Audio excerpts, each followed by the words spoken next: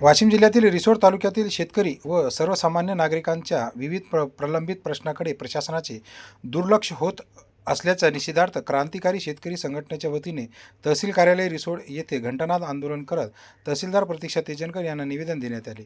शेतकरी व नागरिकांच्या मूलभूत प्रश्नावर प्रशासनाने तात्काळ कारवाई करावी, अन्यथा तीव्र आंदोलन छेडण्यात येईल असा इशारा संघटनेच्या पदाधिकाऱ्यांनी यावेळी दिला। दिलेल्या निवेदनात जलजीवन मिशन अंतर्गत तालुक्यातील गावांना नियमित व शुद्ध पाणीपुरवठा करण्यात यावा, सन 2026चा पीक विमा शेतकऱ्यांना तात्काळ मंजूर करण्यात यावा व तसेच खताचा कृत्रिम तुटवडा निर्माण होऊ नये यासाठी प्रशासनाने कडक उपाययोजना कराव्यात अशी मागणी करण्यात आली आहे। तसेच पोखरा योजनेमध्ये घोटा, हराळ, चिखली, व्याड व कवठा गावांचा समावेश करण्यात यावा। कृषी उत्पन्न बाजार समितीमध्ये शेतकऱ्यांना लिलावपट्टी उपलब्ध करून देण्यात यावी आणि सोलर कंपनीकडून प्रलंबित असलेले सोलर पंप तात्काळ बसवण्यात यावे अशी मागणीही करण्यात आली।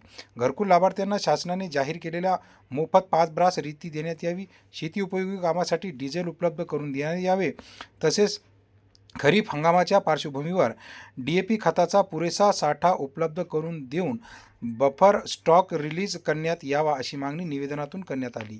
खत विक्रीला नियमितता थांबवण्यासाठी संबंधित अधिकाऱ्यांनी कृषी केंद्राची तपासणी करावी। शेतकऱ्यांची फसवणूक व लिंक विक्री व जादा दराने खत विक्री करणाऱ्यावर कठोर कारवाई करण्यात यावी अशी मागणी संघटनेच्या वतीने करण्यात आली आहे।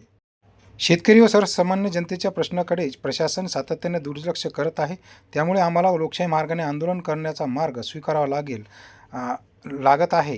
प्रशासनाने मागण्यांची तात्काळ दखल करून प्रश्न निकाली काढावेत, अन्यथा क्रांतिकारी शेतकरी संघटनेच्या वतीने तीव्र आंदोलन उभार करण्यात येईल असा इशारा यावेळी जिल्हाध्यक्ष बाराजी मोरे यांनी दिला। आज रिसोड तालुक्यातील विविध प्रश्नावर क्रांतिकारी शेतकरी संघटनेच्या वतीने या झोपलेल्या प्रशासनाला जाग आणण्यासाठी घंटा आंदोलन चालू केलं होतं। या आंदोलनामध्ये विविध मागण्या आहेत, जसं जलजीवन मिशन, पेट्रोलचा डिझेलचा तुटवडा असलेला, त्यानंतर DAP खताचा प्रश्न आहे, असे अनेक प्रश्न या रिसोड तालुक्यामध्ये उद्भवत आहेत।